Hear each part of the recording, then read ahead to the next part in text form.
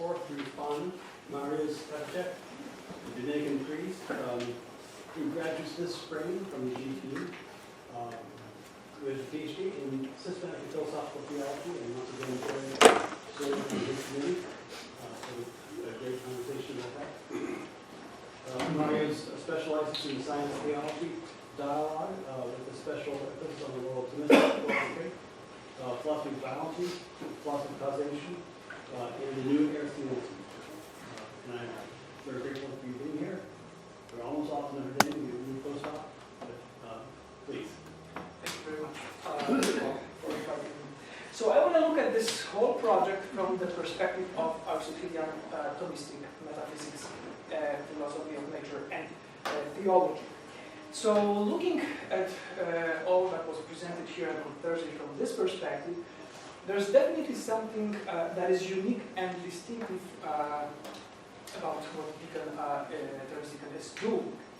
We find in Terry a biologist who becomes aware of the negative consequences of the rejection of teleology and restriction of the rich Aristotelian concept of causation to the immediate pushes and pulls of physical interaction in the modern philosophy and science. Now, one of the first signs of the retrieval of teleology in biology goes back to the philosophical analysis of the neo-Darwinian synthesis in the 1970s and 80s. And here we find Theodosius Dobzhansky, who acknowledged that mutation alone, uncontrolled by natural selection, would result in the breakdown and eventual extinction of life, not in the adaptive or progressive evolution. Later on, Francisco Ayala adds, more openly, that natural selection is teleological in the sense that it produces and maintains end-directed organs and processes. But Deacon and Cashman go further. This teleological aspect of natural selection does not exhaust for them the whole meaning of teleology in biology. What they do is that they take a step further and claim that teleology is essential not only for evolutionary changes, but also for the very existence of every living organism. Being distinctive for distinguishing a system itself from its environment, teleology becomes for Deacon a crucial mark and characteristic of living organisms, differentiating them from non-living dynamical systems. But there is more. An Aristotelian metaphysician and philosopher of nature becomes even more interested in Deacon's project when she realizes that what Deacon suggests is also a retrieval of formal causation, questioned and abandoned in modernity together with teleology. Expressed in spontaneous changes characteristic for an autogene, or the dynamic system of a living being, persistent across its transitions and despite the shifts in its material constituents, and exemplified in some physical structure, and yet clearly, as says Deacon, not identical with its material and energetic features. This idea of form is in many ways reminiscent of Aristotelian concept of formal causation. Finally, taken together with material and efficient causation, the Deacon's retrieval of teleology and form in biology opens the way back not only to Aristotle's notion of four causes in philosophical reflection on nature, but also to Aquinas' classical reflection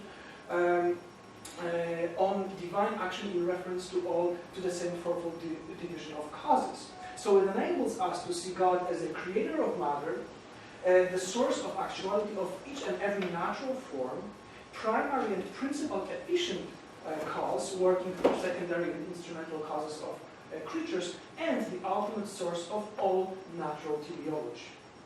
So we may say that this project has truly a very broad and powerful explanatory potential. Bringing into conversation natural science and philosophy, it can inspire an intriguing and fruitful theological reflection on divine action.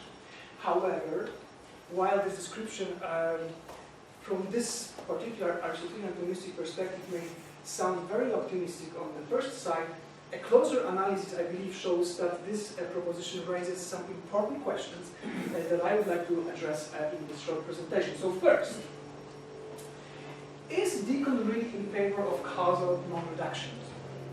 Does this project truly save the uniqueness of teleology? Now, in the introduction to this most recent paper that Harry wrote with title for this conference, we find him saying that teleology, although not incompatible with physical relationships and dynamical processes, is nonetheless not identical with and reducible to simple physical chemical processes. Wonderful, I like it. But at the same time, Deacon and Cashman want to make teleology an object of scientific enterprise. But what is Terence Deacon's understanding of science and its methodology?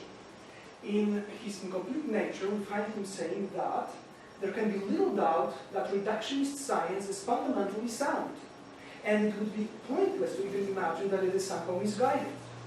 So faithful to the reductionist agenda of natural science, Deacon aims at explaining teleological properties in quasi-mechanistic terms. He says that we need to explain the transformation by which one mode of causality, efficient causality, becomes the other, teleological. Or on another occasion, he says that what he is looking for is a plausibility proof for the emergence of telos, a form of Aristotelian final causality, from mere physical dynamic processes, that is Aristotelian efficient causality. So, although Deacon's position on teleology is certainly not a negativist one, he seems to remain in the camp of causal reductionism, striving to explain scientifically teleology which was traditionally regarded as irreducible and belonging to the realm of philosophy of nature. But you may object my criticism, saying that what Deacon and Cashman wants to provide is not a reduction of teleological properties, but rather this is quote, an unambiguous proof of principle that they can emerge from components and interactions that in isolation exhibit none of those properties.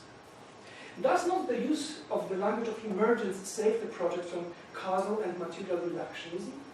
Well, to answer this question, we need to look closer on Deacon's version of emergentism in comparison with its classical definition. Now, what remains crucial for the defense of the irreducible, that is, ontological aspect of emergence in classical emergentism is obviously the notion of downward causation, which is typically described as a novel causal power occurring at the higher level of complexity of entities and dynamical processes and influencing in a top-down manner lower level properties and processes. Without the reality and irreducibility of downward causation, says the classical approach to emergentism, emergence becomes just an epistemological argument which will go away with our scientific knowledge arriving at natural explanation of what today seems to be emergent. One would think that teleology, therefore, might be interpreted as an aspect of downward causation in emergent systems. But Terence Deacon is rather skeptical about downward causation and claims that his version of emergentism can do one without any reference to the concept of downward causation. So instead of introducing this new type of causation, the nature of which I believe seems to Terence Deacon to be homuncular, he claims that emergent properties, as you have heard so many times today, emergent properties are not something added, but rather a reflection of something restricted and hidden due to constraints propagated from lower level dynamical processes. He thus defines emergence in terms of increasing constraints on dynamical systems and claims that it is due to constraints on non-teleological dynamical processes of autocatalysis and self-assembly that the teleology of an autogene emerges. Now, I want to say it all sounds fascinating and promising, but there is a question that we need to ask here. What is the factor in charge of emergent transition? Now, in his earlier works, Deacon seems to see absences as a form of causality or an influence. He speaks about absence-based causality, absential influence, or efficacy of absence, which suggests that absence does something, and it is absence that actually does this causal work in emergent transition. But now in the paper written for this conference today, Deacon acknowledges, together with Cashman, that this rhetorical trope actually undermines his point, and that absences themselves do not do work, nor they resist work. Interestingly, in the same paragraph, they add that absences in fact do something, that is, They enable and channel the outcome of energy release. I was sitting here today and I was listening to you and I was trying to count how many times you used causal terminology in reference to absences. But if we truly want to follow and consequently follow your suggestion that constraints do not do causal work, which I totally agree with, we must acknowledge that their role in nature is purely descriptive. They do tell us something extremely important about dynamical processes and entities that are their parts, but the source of an emergent transition is to be found somewhere else. In other words, it is true that emergent transition is accompanied by the rise of new constraints. I agree with that, which can be detected scientifically. But in themselves, they are outcomes rather than causes of emergence, which leaves the question of the source of an emergent transition open. And how do we answer this question? Well, what goes unnoticed, I think, by many commentators of Deacon's project, who usually concentrate more on the emphasis of the role of absences and constraints, is Deacon's insistence on the spontaneity of what he calls orthograde, that is, natural changes proper to entities and dynamical processes. It is the reciprocal coupling or juxtaposition in contragrade changes that is the source of work, leading to an increase of constraints and emergent transition. So to address his example of teleodynamics of autogenesis, we may ask a number of important why questions. The first, why does the spontaneous reciprocal coupling between morphodynamic processes and autocatalysis and self-assembly, which produces higher level constraints and gives an origin to an autogen, take place at all? Why do the byproducts of autocatalysis show a spontaneous tendency to self-assemble and to form an enclosure? What makes the two processes complementary and interdependent? What makes them to develop together spontaneously toward a higher order attractor that is a teleodynamic target state? Even if we assume that their behavior is a reaction to thermodynamic gradients of entropy in the environment, we still need to ask what makes them to respond, to show this particular kind of response to those external gradients of energy, those external conditions. So what I want to suggest is that the key to Deacon's view of emergence is the spontaneity of those natural processes of which he speaks. For it is precisely the juxtaposition or reciprocal coupling of these spontaneous processes that brings the production of new constraints and leads to an emergent transition. Moreover, this spontaneity of the processes in question is a function of their constituents. That is, natural potency is characteristic of all beings, including particles, molecules, substances, more complex inorganic structures, living and conscious organisms. But we go still further and ask another question. What is the source of their natural potencies? Here, an Aristotelian scholar would immediately suggest that this is formal cause and natural teleology proper to each one of them that determine their activity and reactivity. Thus, unlike Deacon and Cashman, who claim that what exists and persists is a form, but it persists because of a constraint, I want to suggest that what persists by itself or engaged in a dynamical process is always a concrete entity, actualized by its proper formal cause. As such, it is constrained by itself in a characteristic way and is able to produce and perpetuate new constraints due to the juxtaposition or reciprocal coupling of the processes it can enter. Moreover, unlike Deacon, who claims that teleology is proper only for higher levels of complexity, I want to claim that teleology is irreducible and proper for all particles, molecules, substances, complex non-living systems, and living organisms at each and every level of complexity of matter. It is true that we can trace the physical aspects of emergence of higher levels of ontology, like the ones proper for living organisms. But even if we say that such a higher level of teleology emerges from components and interactions that do not possess this particular kind or aspect of teleology, it does not mean that these components do not show teleology at all. Even if teleology proper for them is less robust or more rudimentary, it is still real. So no teleology proper for living system does not mean no teleology at all. Moreover, Deacon's analysis, I want to claim, of the physical aspects of emergence of higher levels of teleology does not give an ultimate explanation of the very nature of emergent transition. For such transition, I want to argue, refers not only to physical or efficient, but also to formal and teleological aspects of entities and processes that are involved in its occurrence. So, in other words, summing up this part, what Deacon and Cashman and some other contemporary philosophers of biology discovered about teleology and formal causation, it's true, but does not exhaust their character and nature, which ultimately goes beyond natural science, entering the realm of philosophy of nature and metaphysics.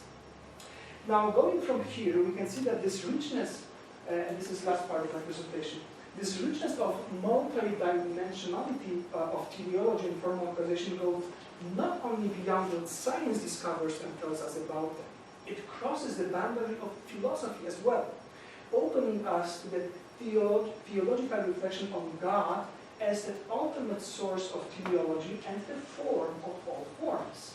These are the forms realized by God, who is the primary, principal, efficient cause, working through secondary and instrumental causes of his creatures, and is also the source of primary matter, which is the source of potentiality, and that, I think, tells us that Aristotle has much more to say, about change that you were constrained by time, but I'm sure that you are aware of that.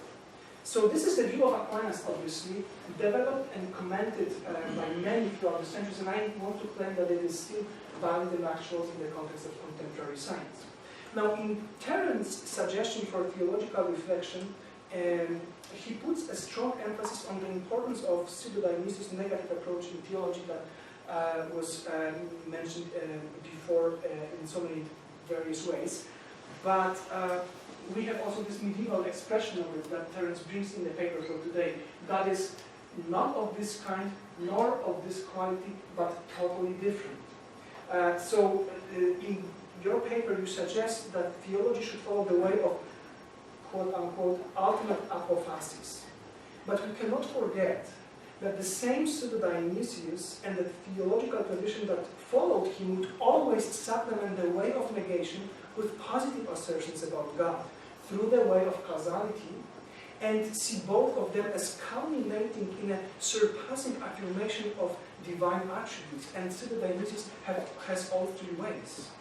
So, although I want to say, although Deacon is right when he says that the physical, natural aspect of teleology cannot be attributed to God as a defining feature of his essence, which is totally unlike any theories observed in nature, nothing prevents us from seeing in God as pure act, a transcendent source of all teleological phenomena, all actualizing forms, all efficient causation, and all matter in the realm of the moving reality. In other words, the fact that we cannot know the ultimate essence of God does not prevent us from any positive predication about his attributes. For the way of ultimate apophasis has never been, and I want to say should never be, the way of Christian theology. So to sum up, I want to acknowledge the value of Terence's project, rediscovering the meaning and importance of teleology in biology and the origin of life. But at the same time, I want to suggest that this metaphysics of incompleteness, which does tell us something about the nature of dynamical processes, needs to be supplemented by the metaphysics of concrete individual entities that go through those processes.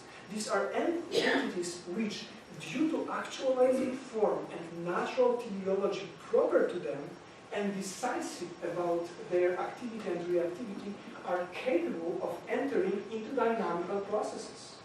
And it is the juxtaposition of reciprocal coupling of these processes that brings the production of new constraints and leads to emergence transition, which is the core of your model of emergence. Thank you.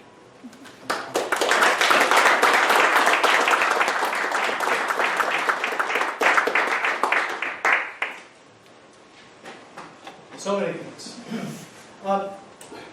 The first thing I would say is that indeed what I tried to do is to present the clear alternative to a substantialist metaphysics. And this is clearly substantialist based. And in that respect, it's not a surprise that we disagree on some of these really fundamental points in some ways. The concept of pan-teleology effectively is what you're talking about when you say that everything is teleology in some sense. I'm willing to go there only if we open up the concept very large. If teleology has to do with relationships to producing things that are not there, again, in relation to something that is not yet, is not conceived, as in a purpose, as in a representation, about a relationship between a self and an other, a presence and an absence. There's a range of ways that we could say that in very minimalist terms, even maybe about the second law of thermodynamics.